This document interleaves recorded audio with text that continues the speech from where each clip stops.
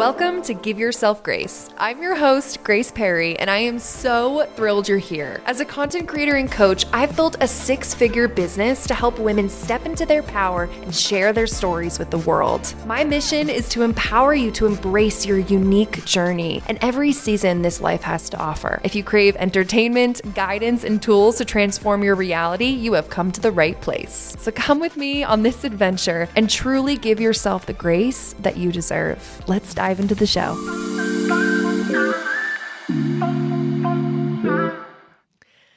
Welcome back to Give Yourself Grace. I am so grateful that you are here today, and I want to tell you guys a little bit about a recent experience that I had. I flew in a private jet from Denver to Monterey, California last weekend to film a wedding in the Big Sur. It was unbelievable. And I don't say this to gloat, but rather to inspire you. And I really wanted to share what this experience was and how I got on this multi-million-dollar private jet. But I was hired to capture a wedding film for my clients, and it was the most incredible travel experience of my life. I have flown on many different planes, just as a lover of travel, but also because my dad lived in South Carolina. So a little backstory. Since I was 5 years old, I have flown on planes by myself. I was given a sticker and basically a hug goodbye when I was 5 and brought on to be an accompanied minor is what they called it. And essentially, since the age of 5, I have been traveling by myself to and from Massachusetts and South Carolina. And it was, as a child, so transformative because I learned how to be independent really young. And I literally grew up going on planes, right? It was such a wild experience. Like, I just remember being so small and like being transported throughout the airport from these little golf carts like not even golf carts, but like, the little kind of airport carts. And basically I was under the care of the airline. So I got to see a lot of like the behind the scenes of the airports that I would travel to and from. Oftentimes I'd fly into Charlotte, North Carolina, or Savannah, Georgia, wherever the closest airport was to my dad. And I learned a lot about travel at a young age, and not to mention my mom was a travel agent. So I have been exposed to so many different travel experiences throughout my life. It's kind of been an interesting way to grow up because of that like independence, and just because like I have always known that if, I'm sad, I could just buy a flight and I can go someplace new, right? And so adventure and travel have been a huge core value of mine. And as a content creator, to be able to travel and to get access to these different experiences is just such a dream come true. To not only be able to travel as a part of my career, but to be able to capture and create is just like, oh my gosh. And so this opportunity was just incredible. And to be able to do it alongside of one of my best friends, I actually got to bring an assistant aboard the jet. And so my business best friend, but also just my best friend, Brooke, she came with me. And so she actually helped. She was an assistant for the weekend, and we got to experience this together. And so it's just so crazy. So just to fill you in on what, the wealthy love to do, which is travel essentially. So you literally just drive directly into the airport hangar. You get out of your car and instantly there is someone there to help unload. They take your bags, they go directly on the plane, and then you literally just walk up the steps and there you are in this private jet. There's no TSA, no security, right? There's not even like a safety demonstration, or at least there wasn't on my plane. Like, you literally sit down. Like, you don't have to turn your phone in airplane mode. You don't even have to buckle your seatbelt if you don't want to. It was a beautiful experience. Like, I have never traveled as smoothly, and I've been on hundreds of planes in my life. And so there I was sitting in this plush leather jet, this leather jet seat, I should say, sitting across from one of my best friends with a gin and tonic in my hand and just taking in the magic of this private experience and feeling so grateful and just excited for the future. And when you're on board a private jet, obviously you get to walk throughout the cabin. There is a flight attendant on board who offers you drinks, and there's all this food laid out, or at least there was on ours. And even the toilet seat was leather. Like, it was so plush. And I found it so comical because literally as we were going to the bathroom, we couldn't find the trash in the bathroom. Like, it was like a moment that all had us laughing because like it was so luxury that the trash was hidden underneath the sink. So like that, that's one little story for you. And, just I kept joking. I was like, oh my gosh, should I put more snacks in my bag? Because, should I sneak some snacks in my luggage? Because there's just such an abundance of food and drink and just luxury. And I think when I tell you about this experience, I don't mean to gloat and I don't want you to feel jealous. I just want to inspire you in this abundance mindset, because ultimately a private jet is an abundance mindset, and it's an opportunity that unfortunately so many people don't get to experience. And I just had a moment with my mom, because my mom is a travel agent. She's been in the industry for over 20 years, and travel agents back in the day were the modern day social media influencer. They were gifted free hotels, free stays, right? Free lodging, but also free travel, where they were flown all over the world to have different travel experiences to then share them with their clients. So my mom has been gifted so many incredible travel experiences because there was no internet at the time, right? So like, she was the reviewer. She would go, she would experience what that travel experience had to offer, and then she would tell her clients about it. And so I just had a moment when I was in this private jet. I texted my mom and I was like, oh my gosh, this is amazing. And she said, wow, you beat me to it. Because she'd never experienced a private jet, and she still hasn't. Hopefully we can manifest one for her. But it was just one of those moments. It's like, wow, like my mom is in the travel industry and she's never had this experience. And here I am as a content creator, as an entrepreneur who is living my best life aboard this plane right now. It was just so surreal. And, often as an entrepreneur, we're exposed to these, visualizations. And I've been to a few retreats now where I've actually captured content for these retreats and these retreat guests. And I just had a few moments too where oftentimes we visualize our higher self, right? I've been exposed to a lot of different meditations just from capturing different like women's events. And one of those meditations was actually at a recent retreat that I captured. And Sasha, my good friend and a client, she actually led us in a meditation where we visualized us getting on board of a private jet, of our private jet. She made sure that we said our. And in that visualization, she asked us, where are we going and what are we doing when we're on our private jet? And so I wanted to share that with you because with this abundance mindset, and to recognize that the world is your oyster, right? And I know that sounds super cheesy, but again, we are literally on a floating rock in outer space. And if I can get on board of a private jet, so can you. And so when we think of our aspirations, which is what we're going to talk about today, how do you aspire? And what do you aspire to? And who do you aspire to become? And so when we think about our aspirations and when we think about this abundance mindset, this luxury, this wealth, right? Where would you go and what would you be doing aboard your private jet? So for me, when I did this visualization, it's funny because I visualized myself as a speaker and as a coach, as a podcaster, as an author, someone who was striving to make an impact. And I think that is one of my biggest aspirations, if I share that with you today, is to help people. Recently, I was talking to one of my best friends and she was like, you really have like a savior complex. And it kind of took me back. And I was like, savior complex? And I know she meant nothing but good things by it, but it was more for me. It's not that I have a savior complex, it's that I aspire to help people.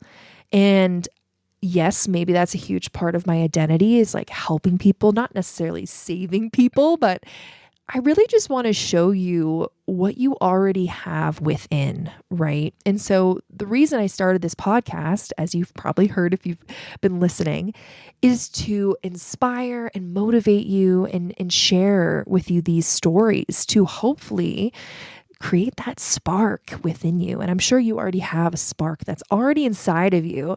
And that's really what aspiration is, right? It's that inner knowing. And maybe you can relate to that, right? It's like a fire in your gut. Like, what sets your soul on fire? Like, what are you so excited about? And maybe you're thinking about material possessions. Like when I say private jet, like, yes, that is a physical entity. It is a jet. It has fuel and it flies, right? But I think a private jet is the material possession of someone who is like the ultra wealthy, right? Like we always hear of Taylor Swift, and she's always getting shit because she's traveling the world in her private jet with the money that she created, right? That she not only created, she cultivated through her success. And of course, we could go into a whole topic about how wasteful private jets are. So just know as you're listening, like I understand my privilege and I understand the waste and, as much as in the abundance mindset, we can look at it from a negative point of view. The purpose of today's talk, today's podcast, is to look at it with a positive abundance mindset and just to show you how far your aspirations can go and where they can take you. I always loved the story of, I think it's Jim Carrey, and he was like the king of manifestation. He wrote himself, he's an actor, if you don't know him, Bruce Almighty. We had that on DVD as a kid. I always watched Bruce Almighty. I don't know why, but we had it at our house. And Bruce Almighty, another funny example, manifestation, right? And so Jim Carrey wrote himself a blank check. It was a $10 million check. And he manifested, or what he likes to say, he said, he manifested that this check would come from one of his most successful acting gigs. And it turns out that he was able to eventually cash a $10 million check, potentially even greater, because he is such a successful actor. But so how far can your aspirations take you? And so if you've been listening and tuning in, you've heard about Gary Bernison's book that inspired me to create several different episodes on the meaning behind grace, which is my name and, of course, in this podcast name. And so in the 5 graces of life and leadership, Gary describes the A in grace as aspiration, right? Which is a very powerful concept. And it's about deep-seated, right? Deep-rooted drive to shape a meaningful future. And maybe you can relate to this in that burn that I was talking about, like that fire that's inside of you that's calling for more, that demands more. And I've always talked about this with my friends and family. Like, I just feel like I was meant for more. I was meant to do more. And it's like the universe won't let you settle, right? It's like you have to. You have no choice. And if you're listening to this podcast, I know you want better for yourself. So it's like you have no freaking choice, my friend. You deserve, and the universe demands that you have an extraordinary life. And your aspiration is like your guiding light, right? It's that inner knowing.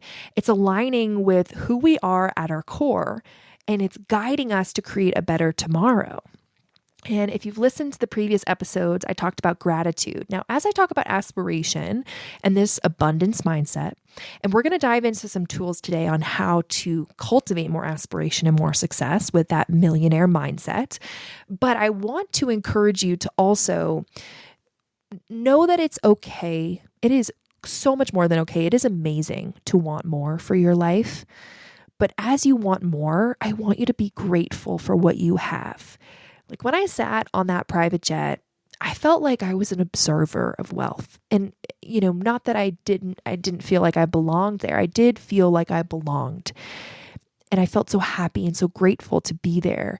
But when we landed and I got in my Honda Pilot, my 2011 Honda Pilot that had an old Chick-fil-A crusty bag on the floor, mind you.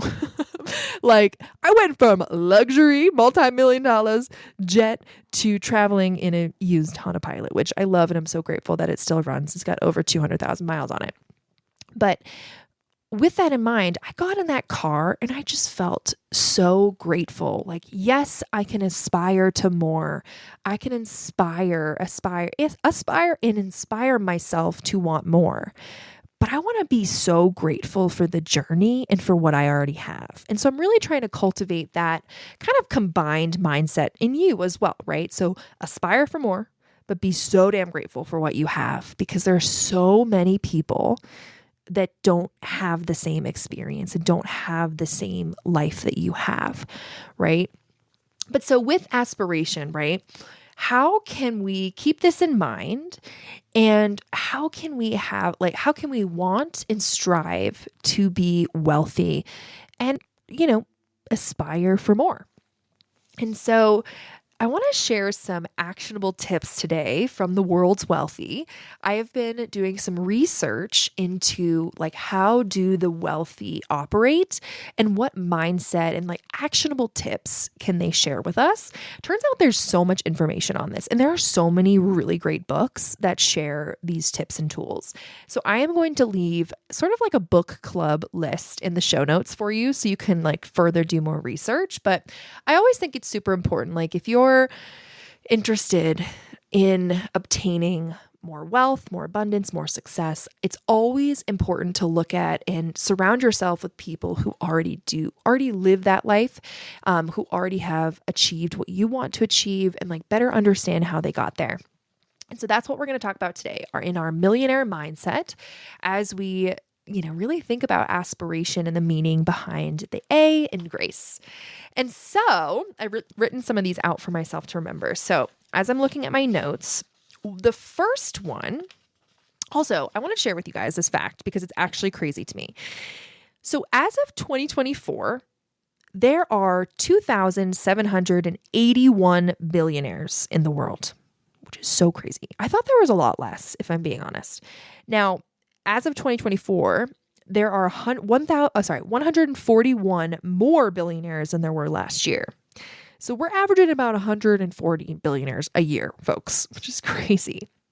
Now, their combined wealth is 14.2 trillion, which is 2 trillion more than the previous year. That alone is just so crazy. I could analyze this very negatively, but we're in our abundance mindset, so we're just going to continue to look at this and analyze it from a positive place. Now, one thing that really, it doesn't necessarily sadden me. I don't know if sadden is the word, but when I looked at how many are female billionaires, 369 out of the 2,781 billionaires are women, right? That is so crazy. 13% essentially. So we have a lot of work to go. If we're looking at billionaires, we need a lot more women billionaires, okay? We just need a lot more women in business and all these things, right? And so another interesting fact, out of the 369 women billionaires, only 3.6% are self-made. So another really interesting fact, a lot of these very wealthy billionaires have been inherited or given their wealth, right? That kind of family wealth system. So when I looked at these different books about the wealthy and their habits, I wanted to put some actionable tips together for you. So number one is reading is a priority. So most wealthy people read anywhere from 50 to 60 books a year. Now, when I say wealthy, I'm referring directly to billionaires, okay? Million to billionaires, the billion with a B people. And now, of course, I also recognize that they have a lot, may have a lot more time on their hands now that they've achieved billionaire status. But if you look at how much knowledge they have, they are taking it in from reading, right? And analyzing. And so when they prioritize reading, it's of course to get new perspectives, new knowledge that they can directly apply to life and business. One tip that I have for you is to set aside an hour each day for reading. So I want you to choose a mixture, right? So it's funny because my boyfriend Colby loves fantasy novels and he's been trying to, or like sci-fi, I should say like sci-fi, fantasy. And like my sci-fi is ACOTAR. It's A Court of Roses and Thorns, which is basically fairy porn if you haven't read it. So I really have tried this year to mix in more business, more self-help, self-improvement. Like I've even bought a few real estate books because I really am working towards like, eventually buying real estate and all these things, right? So I want you to get a mixture of books, especially if you love like romance novels or you love one type of book, fiction, whatever that might be. I want you to venture out and start to create a book list. And, maybe you can just look at my show notes to inspire you because I'm going to give you a checklist of some really important books that I've read in my life and some direct links to those books. But set aside an hour and choose a mixture. That's my actionable tip for you as we prepare our millionaire mindset. Now, this is one I really struggle with. My next tip for you is to wake up early and to plan your day. So it seems like most millionaires and billionaires are incredibly particular about their time, right? Because they have to be. Now, they start their days as early as 4:30 a.m. was the average, which is so crazy to me. Like I am not an early riser, so I need to work on this and maybe you can relate to this. But now they wake up early to plan, to exercise, and to get a head start. One really good book is The 5 a.m. Club by Robin Sharma, and it's really common among high achievers who really start with they call it a quiet morning, right? So finding time as soon as they wake up to self-reflect, to strategically plan, and to really like focus on those important tasks. Now, especially if you have kids, like this can be so hard to do, but finding like what works best for you, right? Like what is that earlier time that you could strive for? Like maybe it is waking up an hour earlier to get in everything that you need to do.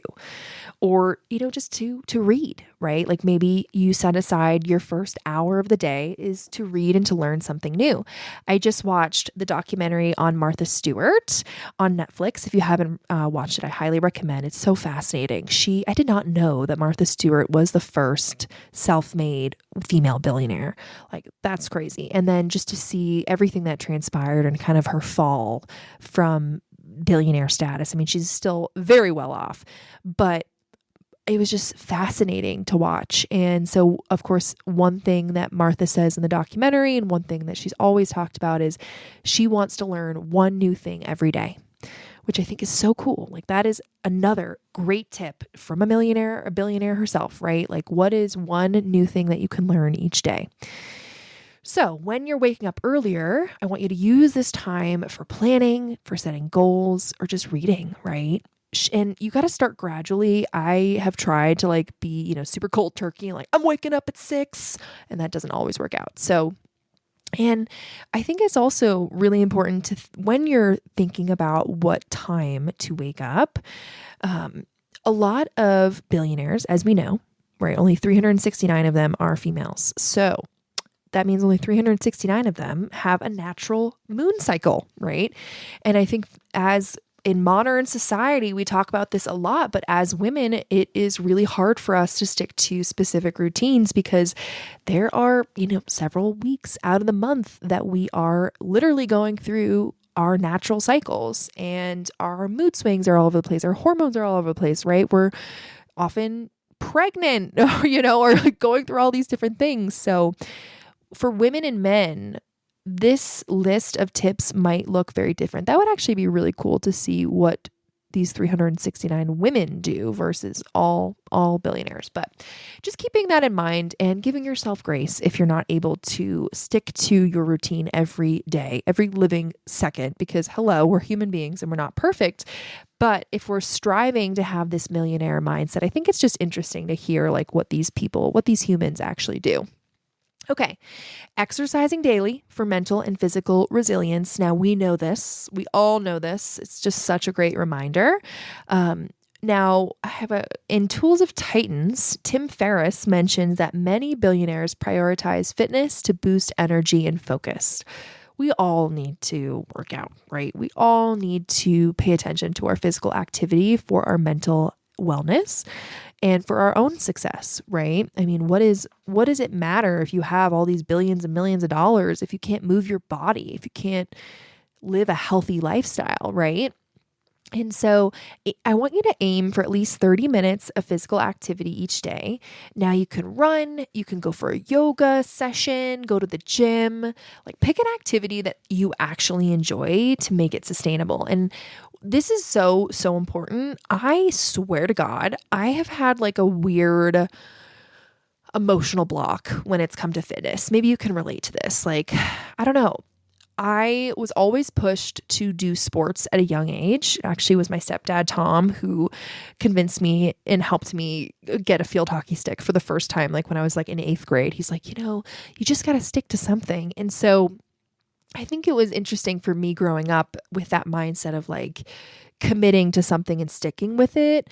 And I've never actually like committed to the gym until I was in my 20s. Like I found Orange Theory and it was just like those team sports. Like I just really enjoyed the way that Orange Theory does HIIT workouts. And so I encourage you, if you don't like if you cannot commit to just going to the gym by yourself, look at other ways that you can get excited about working out.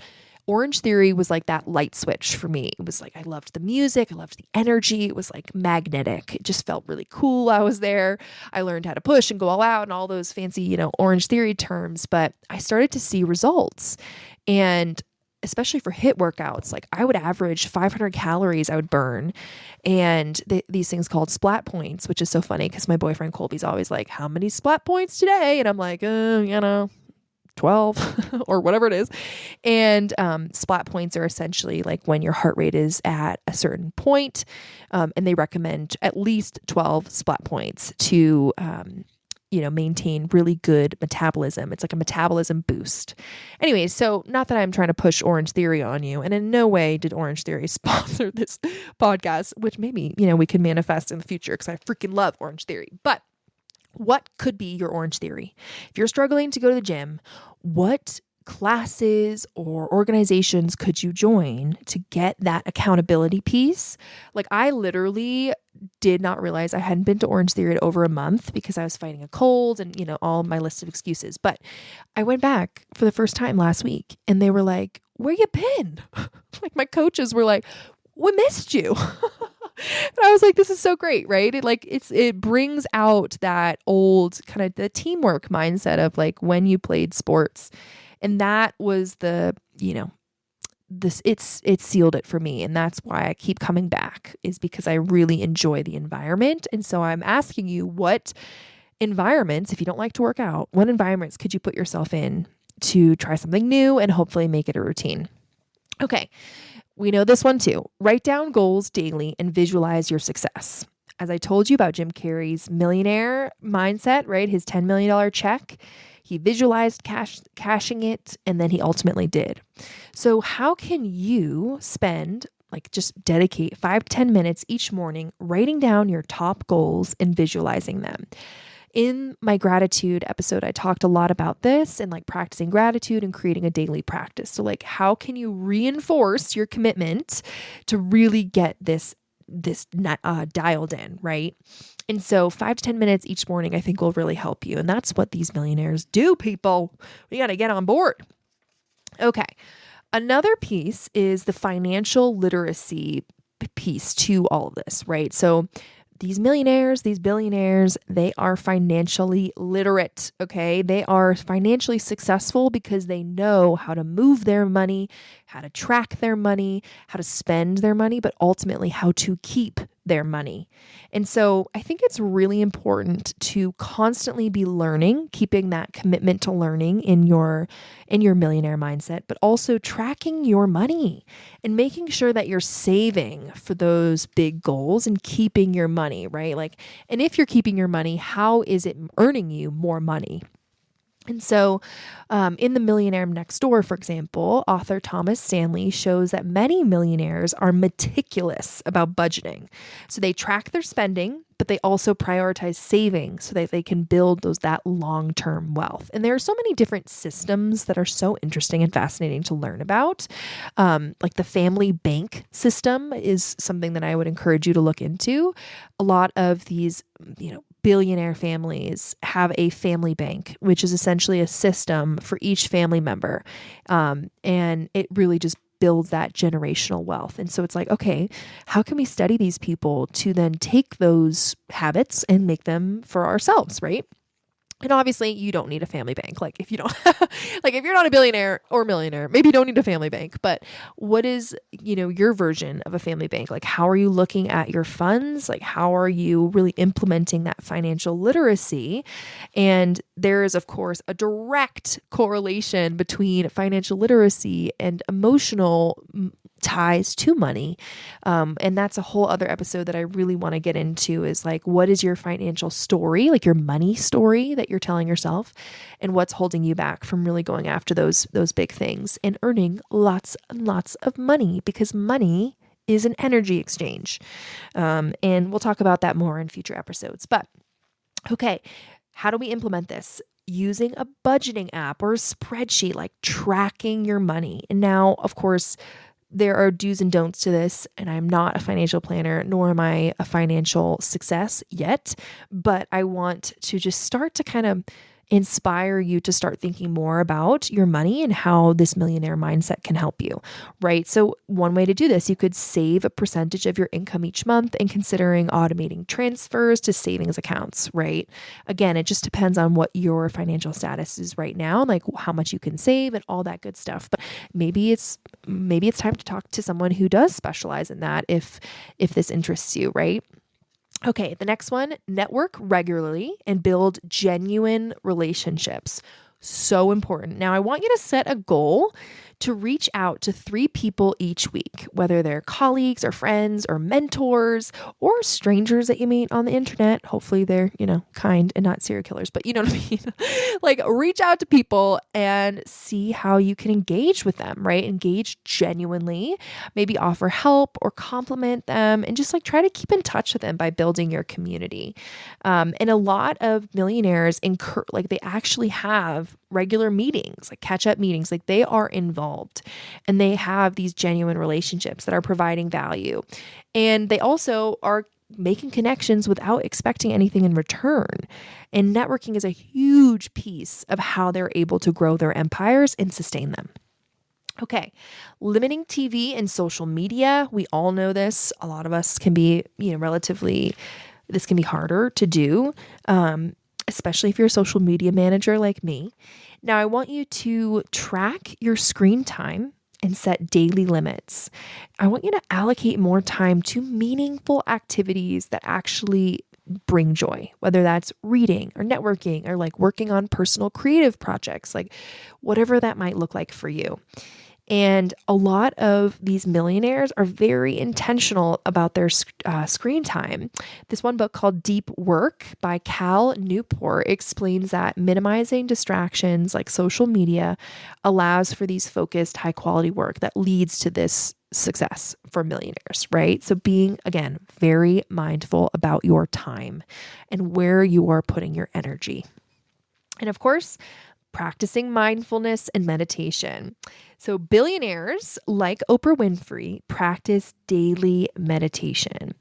It's where they are able to make a lot of their decisions and, of course, their stress management, which is incredibly difficult to do, right?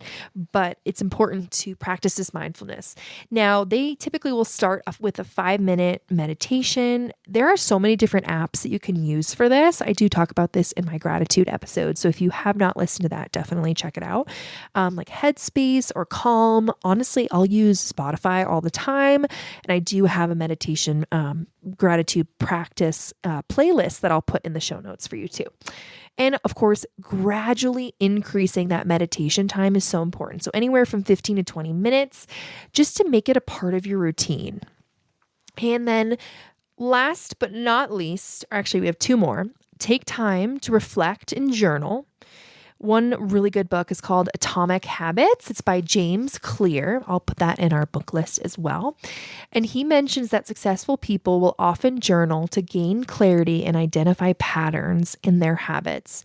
This self-reflection allows them to make intentional improvements, okay?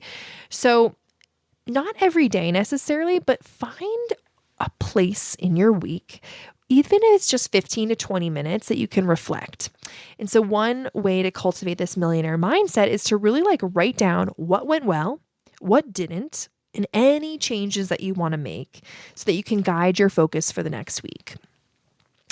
Okay, now last but not least, when it comes to millionaire mindsets, you want to create multiple income streams. So in Rich Dad, Poor Dad, the author explains the importance of diversifying income through investments, businesses, and real estate. Now, most millionaires and billionaires have multiple revenue streams, right? I would say, if not all, have multiple revenue streams. So you want to consider what investments do you have within your business? So for me, right, just to put this in perspective, I have my content creation. I have digital products that I definitely need to tap into more. I have this podcast, right? So I'm what are some ways that I can really differentiate myself in my portfolio too? So from a financial point of view, I'm really interested in investing in real estate. And so what does that look like, right? And so one way to do this is just consider your small side hustles and your investments and look into ways that you could really diversify, whether it's your stocks, real estate, or online businesses. Okay. So those are 10 millionaire mindset tips for you. I know I just gave you a lot, and this episode is a little bit longer than normal, but I really just want you to think of these as not just habits, but they're building blocks of success. And whether it's through reading or networking or visualizing your goals, or even just studying these wealthy individuals, these are routines that you can really make as powerful tools to fuel your aspirations and lead you to where you truly want to be. Now, if you have other tips that have really helped you be successful, I would love to hear it. And if you are inspired by anything that I shared today, please tell me, because I would love to know your thoughts. And thanks for listening. Until next time. Thank you so much for listening. Your support means everything to me. If you found this episode inspiring, please share it on your social media and tag me. I'd love to thank you personally. And as always, sending you love and rooting for you. See you in the next episode.